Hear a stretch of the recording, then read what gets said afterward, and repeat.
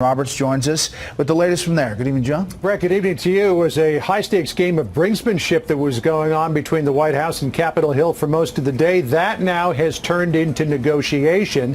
The president had dug in his heels, insisting that there be some money included in the spending bill for a border wall, steel slat fence, whatever you want to call it. The question now is, can they come to some sort of an agreement before the midnight deadline for a partial government shutdown?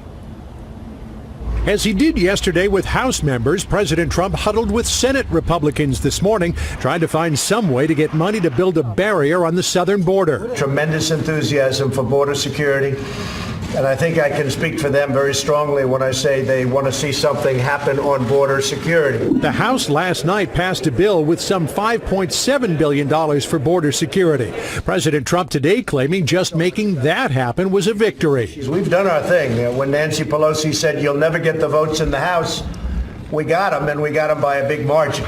But as Senate Majority Leader Mitch McConnell tried to muster the votes just to bring the House measure to the floor, the Minority Leader shut the door on the president. There are not the votes in the Senate for an expensive, taxpayer-funded border wall. Abandon your shutdown strategy.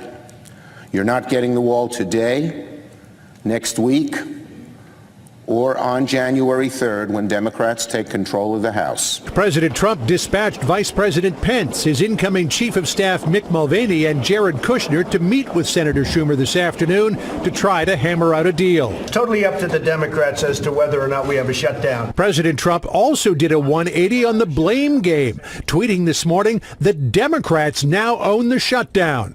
To which Senator Chuck Schumer was only too happy to remind the president what he said 10 days ago. In our meeting in the Oval Office, President Trump said, quote, "If we don't get what we want, I, President Trump, will shut down the government for border security, Chuck, because the people of this country don't want criminals and people that have lots of problems and drugs pouring into our country. So I will take the mantle.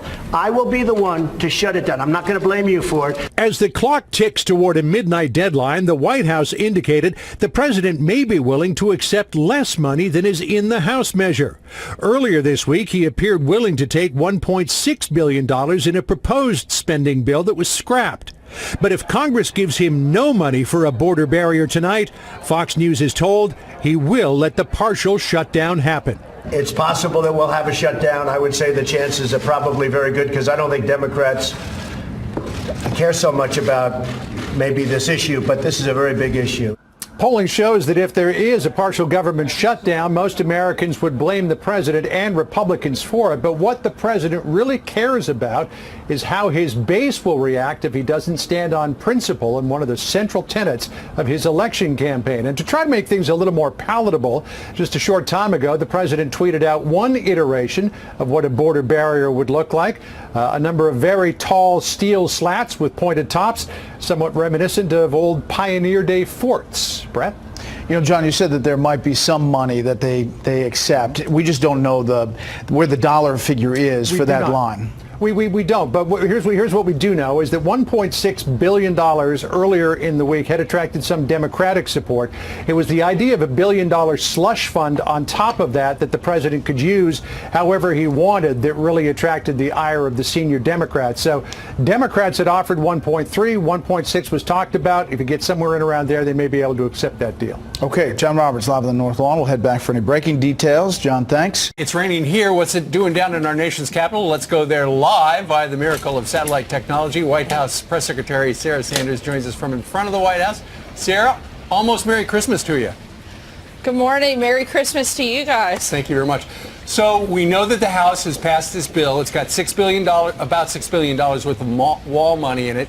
Now it goes over to Mitch McConnell and the Republicans in the Senate. Will they be able to pass this thing? I certainly hope so. The House Republicans delivered a huge victory last night for border security, and we're very hopeful that the Senate will come through and help protect the American people. We have to put a stop to the massive inflow of drugs, human trafficking, and terrorists coming across our border. We need to know who's coming in, why they're coming, and what they're going to do when they get here. So we have to have an orderly process, and we need a wall and we need border security in order to have that. We have to protect the people of this country, and the president is going to stand firm and make sure that that happens one way or another. Sarah, Senator Steve Daines, he tweeted out that the Senate can do the same by eliminating the filibuster, 51 votes, same as we do for judges. Is that something that you think they'll take seriously and actually do? They should. This is such an important issue, and it's something that all of America wants to see happen. And frankly, Americans want to be protected. The Senate has a constitutional duty and a constitutional authority to actually protect our country. We can't be a sovereign country if we don't have borders and we don't have protection of American citizens. And so we hope that they'll step up and do their jobs today before they go home and take vacation for Christmas. This is something that's so important, and we hope that they'll do whatever is necessary to get the job done. Well, we don't know anything that's on the schedule. Yesterday, I know a lot was ad-libbed in the afternoon, and they made a huge impact and had a substantial vote that showed that Nancy Pelosi was actually called out and proven flat out wrong. You got the vote, you passed out of the House. But is there anything? That's not the first time, Brian. I don't suspect it'll be the last time. Nancy Pelosi that has was the been most around a sensational, long time, Sarah. and I think she's going to be wrong a whole lot over the next couple of years as well. Yeah, but she was so blatantly wrong and such black and white. She must feel humiliated today to a degree. But I'm wondering, the way it used to be is that the House has one vision and the Senate has another. They work it out and talk. Is there a sense that they might want to go home for Christmas and maybe meet halfway on some of these issues? Do you know of anything on the schedule, whether visits to the White House or meetings on the Capitol? Look, we'll do whatever we need to do and whatever we can do to help the process, but at this point, it's up to the Senate. One thing that I think has been missed and didn't get a lot of coverage yesterday was what we have worked out, what this administration has been able to do in conjunction with the Mexican government, and the massive and monumental moment that took place yesterday where catch and release has ended. And it's a sad day in America when the Mexican government is doing more to protect the American people than Senate Democrats. I hope that they will not let that be the case by the end of the day, and they will work with us and work with the president and Senate Republicans to get this done and let everybody go home and let us start building the wall and let us start protecting our border. Well, we have heard a lot of rhetoric on both sides. The big question is, will the president still be going to Mar-a-Lago for his 2-week Christmas vacation, even if there is a government shutdown, which he says I'm okay with, according to Politico? If there is a government shutdown, the president will stay here in Washington, D.C. But again, we're hopeful that people will step up and do their jobs today and get that done. Sarah, realistically, what are the odds? I know you're not a betting woman, but what are the odds that the Senate will pass something and there will not be a government shutdown? That's a question you'll have to ask the Senate. I think they have a much better feel I'm for what asking they're you, capable of doing. what is the philosophy right now at the White House about it?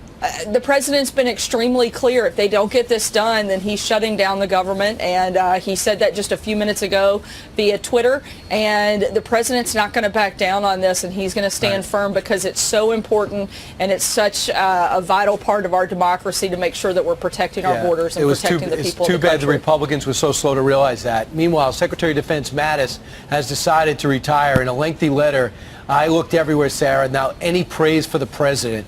President praised him. He's leaving, basically, it seems, because of the way the president treats our allies, in his view, and the pullout in Syria and Afghanistan seems to have been too much. How bad is the relationship right now? Look, they continue to have a good relationship, but they disagree on a number of fronts that he outlined. And but at the end of the day, the American people elected one person to be the commander-in-chief and to make decisions. The president listens to all of his national security team, of which is a big group. He takes their advice, and at the end of the day, he makes the decision. That's what he was elected to do. And if Secretary Mattis doesn't feel like he's the right person to fill that job, I think it was the right thing and an honorable thing that he did in stepping aside to put somebody in a position he feels like is the right person for that time. Look, and he served the president and this country. He served in this administration for 2 years, and he served the country and the military for over 4 decades. An incredible person, an incredible servant to this country, and somebody that we have the highest amount of respect for and wish him very well and look forward to continuing to work with him over the next 2 months. Let's not forget, he's not just walking out the door. This will be an orderly process, and it will continue to be a good relationship over these next couple of months. Who's on the list for his replacement? I think there are a lot of people that are on that list. The good news is we have a strong deputy at the Defense Department that can help hold the ground while we transition and look for a new person and go through the confirmation process. Right, Sarah, a lot of people, when the president announced the drawdown in Syria and Afghanistan, if you're watching a lot of the channels, people are very concerned about it. But if you've been watching Donald Trump for the last couple of years, this is something he has been talking about. This is one of the reasons people voted for him. Exactly. Anybody that says they're surprised by this has simply been living under a rock. The president has been talking about this since the campaign. He brought it up again 8 months ago, 6 months ago. He's wanted to bring our troops home. Yeah. Look, our goal and the president's purpose of continuing to be in Syria was to defeat ISIS. We've defeated the territorial caliphate. 99% of ISIS has been wiped out of Syria. The president doesn't want to be in the middle of another civil war in the Middle East and put American lives on the line for that purpose. He wants to bring the men and women of our armed forces home, and that's what he pledged to do, and that's exactly what he's doing. Sarah, he's giving Russia a big win. Vladimir Putin praised him. He also is doing exactly what he criticized President Obama for doing.